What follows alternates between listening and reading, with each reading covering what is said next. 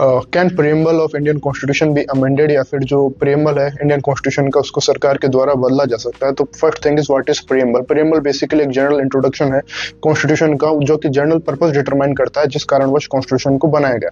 Second thing, Keshavananda Bharati case के अंदर Supreme Court का ये कहना था कि preamble is a part of constitution, and क्योंकि प्रेम्बल पार्ट ऑफ कॉन्स्टिट्यूशन का है इस वजह से उसको आर्टिकल 368 के अंदर अमेंड किया जा सकता है। लेकिन किस हद तक अमेंड किया जा सकता है? कोई भी जो बेसिक फीचर है इंडियन कॉन्स्टिट्यूशन का उसको सरकार अमेंड नहीं कर सकती है। तो फॉर एग्जांपल डेमोक्रेटिक वर्ड आता है प्रीएम्बल के अंदर, जो ये वर्ड है इसको हटा नहीं सकती सरकार, क्योंकि ये बेसिक फीचर है कॉन्स्टिट्यूशन का। और एक्चुअली अमेंडमेंट किया भी जा चुका है प्रीएम्बल के अंदर 42nd अमेंडमेंट के द्वारा, जो कि इंदिरा गांधी जी के टाइम पर आया था। इसमें 3 वर्ड्स ऐड कर दिए गए थे प्रीएम्बल में, सेकुलरिज्म, सोशलिस्ट और इंटीग्रिटी। सेकुलरिज्म का मतलब होता है एब्सेंस ऑफ रिलीजन, मतलब जो स्टेट है वो किसी एक रिलीजन को रिकॉग्नाइज नहीं करेगी, सभी रिलीजन्स को इक्वली ट्रीट करेगी। सेकंड चीज आती है इंटीग्रिटी। इंटीग्रिटी का मतलब होता है जो सेपरेटिस्ट टेंडेंसीज हैं उनको खत्म करना। सेपरेटिस्ट टेंडेंसीज मतलब कोई भी स्टेट अलग ही चल रहा है फेडरेशन से, तो वो नहीं होना चाहिए। सेकंड चीज, या फिर कोई भी रीजन है, एक पार्टिकुलर रीजन है जहाँ पर लोग अलग होना चाह रहे हैं भारत से, तो वो नहीं होने देगा बेसिकली, मतलब इंटीग्रिटी होनी चाहिए